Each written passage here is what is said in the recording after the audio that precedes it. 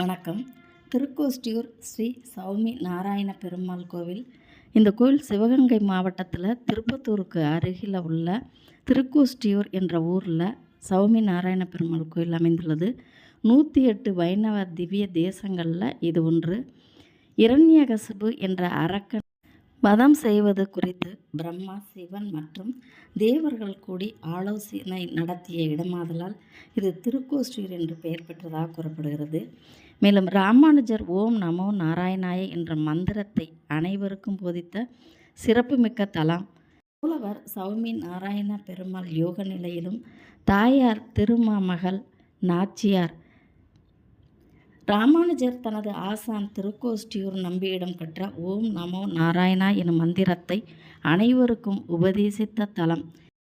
இதற்காக அவர் எம்பெருமானார் என அழைக்கப்பட்டார்.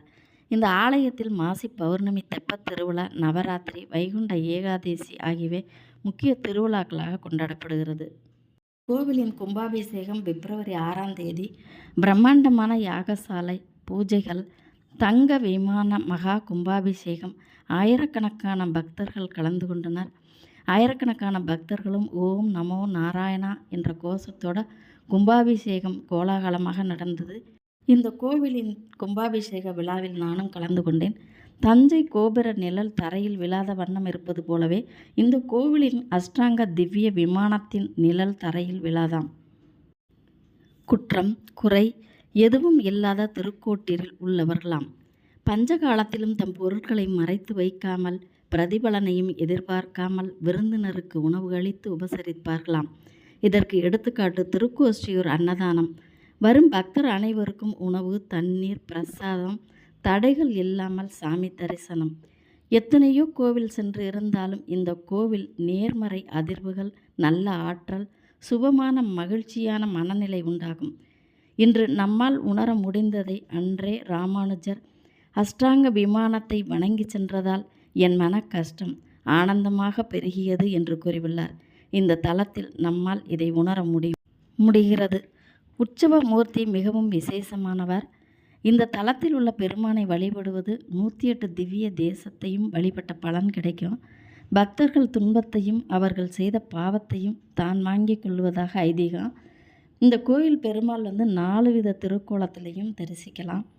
நர்த்த கிருஷ்ணர் கோலத்தில் பெருமாள், சயன கோலத்தில் பெருமாள், உட்கார்ந்து இருக்கிற கோலத்தில் பெருமாள், நின்ற கோலத்தில் பெருமாள், இப்படி 4 கோலத்திலையும் பெருமாளை இங்கே தரிசிக்கலாம். கல்யாணம், குழந்தை, வேலை, படிப்பு, தொழில் அபிவிருத்தி, அயல்நாடு போகிறது, கோர்ட்டு, மன கஷ்டம், வீடு, இப்படி சகல விதமான பிரச்சனைகளுக்கும் இங்கே மாசி பௌர்ணமி அன்று இந்த கோவிலில் லட்சக்கணக்கான பக்தர்கள் தேவைகளை வேண்டி விளக்கு எடுத்துகிட்டு செல்வதும், பிரார்த்தனை நிறைவேறியதும் திரும்பவும் இங்கு அந்த விளக்கை கொண்டு வைப்பார்கள். இந்த வருடம் மார்ச் 3ஆம் தேதி இந்த தெப்பத் திருவிழா நடக்க இருக்குது.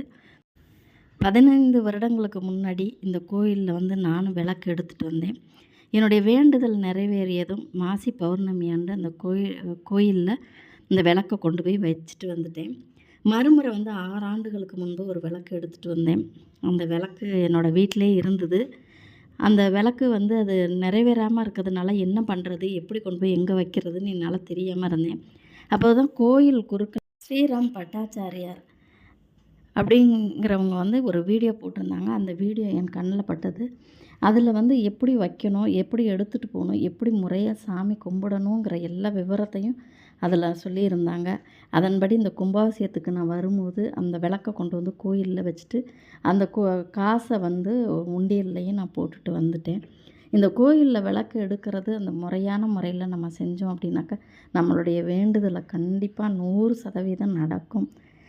அது எப்படிங்கிற விவரத்தையும் அவங்க சொன்னாங்க. அந்த விவரத்தையும் நான் அந்த வீடியோவிலே சொல்கிறேன்.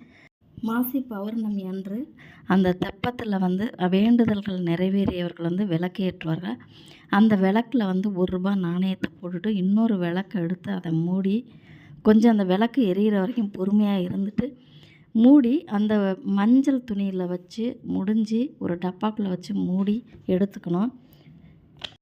விளக்கு இந்த பெருமாளாகவும், திரி பூமாதேவியாகவும், காசு ஸ்ரீதேவி, இந்த தலத்தில் உள்ள பெருமாள் ஸ்ரீதேவி பூமாதேவி சமேதராக உங்கள் வீட்டுக்கு வர்றாருன்னு நினச்சிக்கோங்க. தினந்தோறும் நம்மளுடைய வேண்டுதலை பெருமாள் கோவிலுக்கு வேண்டிட்டு போக முடியாது. ரொம்ப தூரத்துலேருந்து வர்றவங்க, வேறு மாநிலம், வேறு ஊர்கள்லேருந்து நம்ம வந்திருப்போம். அதனால் அந்த டப்பாவில் இருக்கிற அந்த பெருமாளை கொண்டு போய் நம்ம வீட்டில் வச்சுட்டு அந்த மூடியை மட்டும் திறந்துட்டு அவருக்கு நம்ம தினந்தோறும் ஒரு கோவிலுக்கு போய் எப்படி சாமி கும்பிடுவோமோ அந்த மாதிரி அவருக்கு பூ போட்டு பத்தி, சூடம், பால், நெய், கல்கண்டு, உலர்ந்த திராட்சை எது வேணாலும் வச்சு நம்ம நைவேத்தியம் நம்மளால் என்ன முடியுதோ அதை வச்சு நைவேத்தியம் செஞ்சுட்டு தினந்தோறும் வீட்டிலே ஓம் நமோ நாராயணா என்று 108 முறை அவருக்கு சொல்லிவிட்டு அந்த டப்பாக்குள்ளேயே ₹1, ₹5, ₹10 காயின்களை நம்ம சாமி கும்பிடும் போதெல்லாம் போட்டுக்கிட்டே எப்போ நம்மளுடைய அந்த வேண்டுதல் நிறைவேறுதோ, எப்போ முடியுதோ அப்போ அந்த கோயிலுக்கு நம்ம அந்த விளக்கை கோவிலில் ஏற்றி வச்சுட்டு விளக்க முடிஞ்சு எடுத்துகிட்டு போன அந்த துணி டப்பாவெல்லாம் எங்கேயாவது குப்பை போடுறதுக்கு வச்சுருப்பாங்க. அந்த இடத்துல அதை முறையாக போட்டுட்டு அந்த காசுகளை எல்லாம் கோவில் உண்டியல்லையும் போட்டுட்டு நம்மளுடைய அந்த தேவைகள் அந்த வேண்டுதல்கள் நிறைவேறினதுக்காக பெருமாள் இடத்துல போய் நன்றி சொல்லிட்டு நம்மளால் முடிஞ்சது உலோகத்தால் ஆன விளக்குகள், பூ, மாலை, வஸ்திரம் நம்மளால் முடிஞ்சதை செய்து பெருமாளை வழிபட்டு செல்ல வேண்டும். முறையாக வழிபாடு செய்பவர்களுக்கு வேண்டுதல் கண்டிப்பாக ஜெயமாகும்.